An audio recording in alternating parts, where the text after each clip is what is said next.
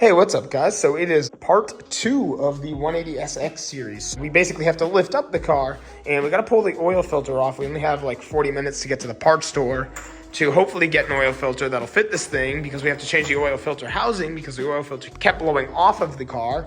Hopefully it's not due to some catastrophic failure, and it's just due to like a stripped out oil filter housing. We'll see. I've never seen that happen before, but it's a possibility. So I got to lift up the car, get my hand on that oil filter, and crank it off. I got to get a pan under the car. There's the new oil filter housing that's going to be getting replaced on there. Only a few bolts, which is pretty nice. We're just going to get the other one off first. Just got the car lifted up. I was hoping if I can get under here, I can grab the oil filter is my hope. Give me a little bit more grip to pull it off, but we'll see. Got to set our jack stands and get under there. Boys, I literally made like a quarter turn and this just fell right off. So getting more hopeful that that really is a stripped out oil filter housing. But I need an oil filter to test to make sure we are going to get to the right part. And this seems fine. Everything seems good. Brennan's also got to change this here battery that looks like it's from Power Wheels. It's so small. This battery definitely has seen some better days. Miata right on the side.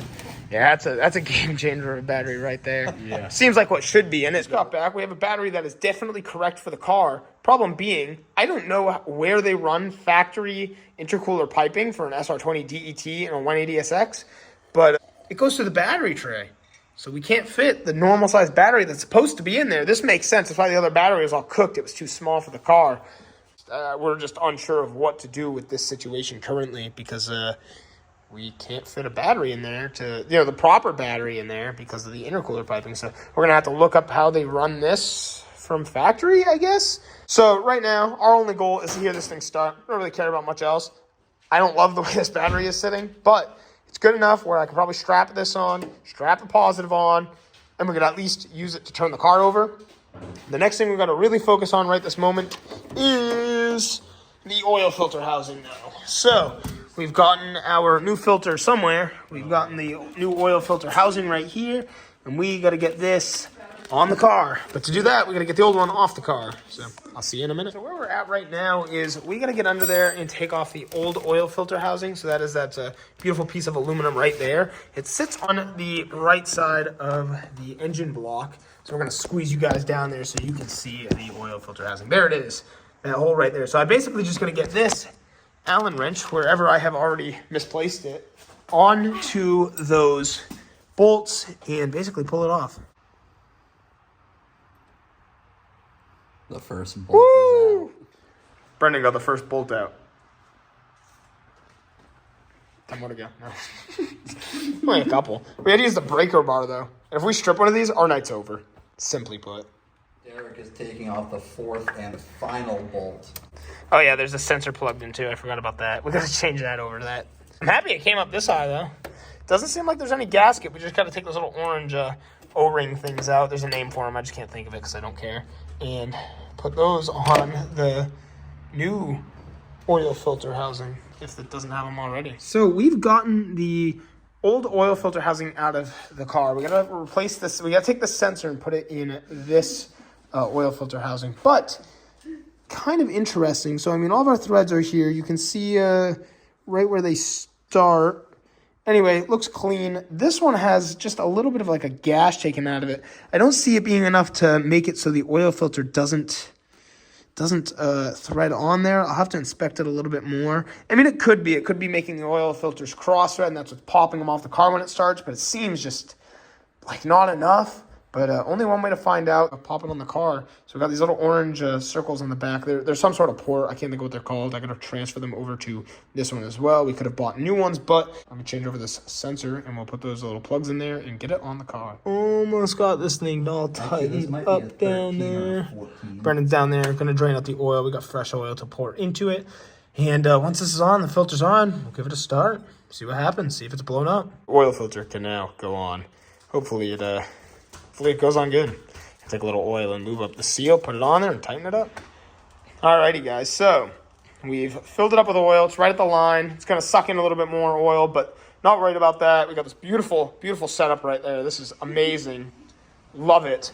But the biggest thing we are worried about is when this car got driven, it got the oil changed, the oil filter got spit off the engine, and Didn't drive very far, turned it off as soon as the oil light came on. They put more oil in it, and they said it was making a bit of a chatter, so they thought it was top end.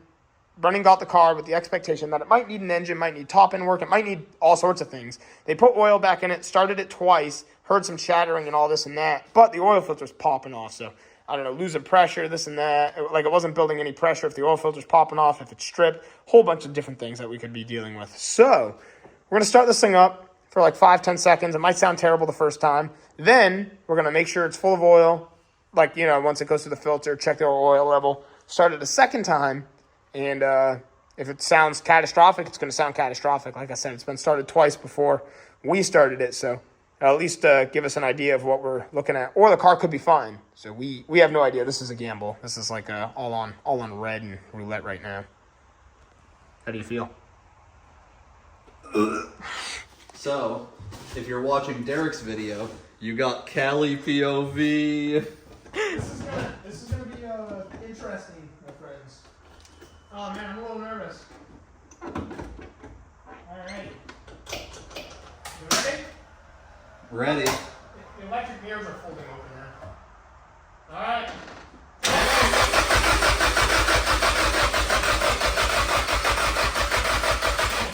Pause. I forgot. We gotta turn on the fuel switch. Yeah. All right.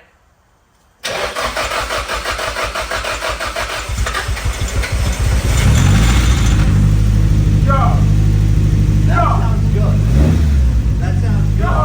That sounds good. All right, guys. That didn't sound like a that's what I buzz. said. That That's what I was didn't saying. sound like a That's what I was buzz. saying. That's what my dog. Yo. This is crazy. All right, guys, oil levels are looking good. This thing is about to eat limiter, so it's going to be awesome. Alrighty. Let's hop in here. Let's give it a second start. First one went extremely well. Like very, very awesome.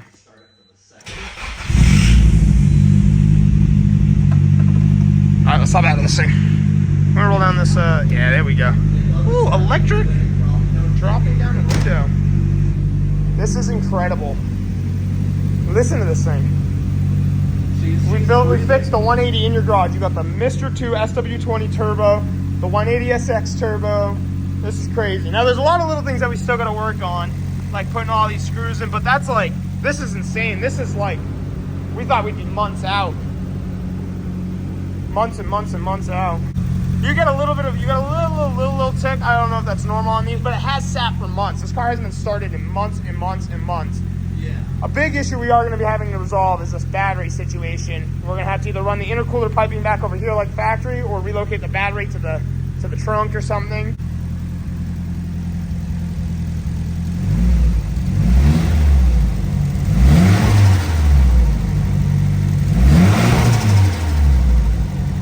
Sounds good. It's got a little bit of a spot, but like I said, she's been sitting a minute, you know.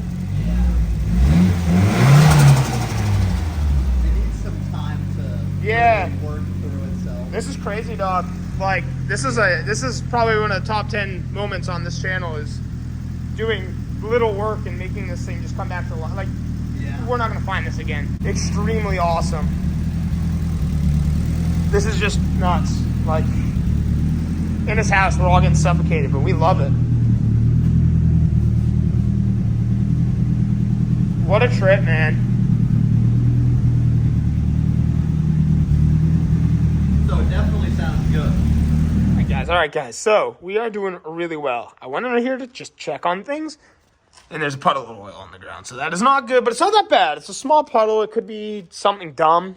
Well, guys, we've figured what is going on is those little orange gaskets. We just reused the old ones. I guess this is a time we should have used brand new ones, but we didn't want to wait, and we pay the price. But that's okay. Honestly, we got to hear the car start, so kind of worth it. It takes, now that we know how to get to it, it's not going to take us long to pull off the housing and just pop in 2 new gaskets. You just got to order some. But we'll come back to this soon. And I mean, this is just such a W of a day already. I'm going to close out the video pretty much here. We got that little oil leak. We kind of already have a plan set in store for what we got to do right there. But As far as our battery problem goes, we were thinking relocation. I did some research on forums, and it is extremely common. I guess the go-to thing is to put a Miata battery in here sideways. Now, I don't fully love that, but it seems to be the thing everybody does when they do the aftermarket intercooler piping. So I figured, hey, let's just throw a Miata battery in here for now, just so we can get it on the road. Winter's coming. We want Brennan to be able to get in this car and drive it and enjoy it. So I think that is the plan for right now, and it makes sense why the other battery had Miata written on it. We were just like, oh, that's a small battery. Why was it in there? And then we got home and realized the intercooler piping runs through the battery tray. But again, we were in such a rush to get to the parts store, XYZ. There's a lot of other little things that we got to work on in the next video. We got to get a new air filter for this thing at some point. And next video, we will be adding the new little oil O-ring port things that are down there. My bad for reusing them. I figured it would have been fine, especially since we were just in such a time crunch. But again, we did get to hear the engine start, so that's a huge W. We know the car isn't blown up. So although, it's kind of a live and learn thing, there's nothing wrong with messing up because you learn from it and you carry that with you for the rest of your life. But I am going to call this part 2 of the 180SX Type X build. And hopefully next video, we can get you guys some more info on the car and really go in depth on some of the other things we need to do. It's pretty much just O-ring things. We're going to add some seatbelt buckles in the car. We're going to put a Miata battery in it. And this thing is pretty much good to go on the road. I mean, he's just got to register and inspect, all that kind of fun stuff. I'll see y'all in the next video. Thanks so much for following along on this really fun series. And I will see y'all again soon. Thanks for watching. Don't forget to like and subscribe, and peace out.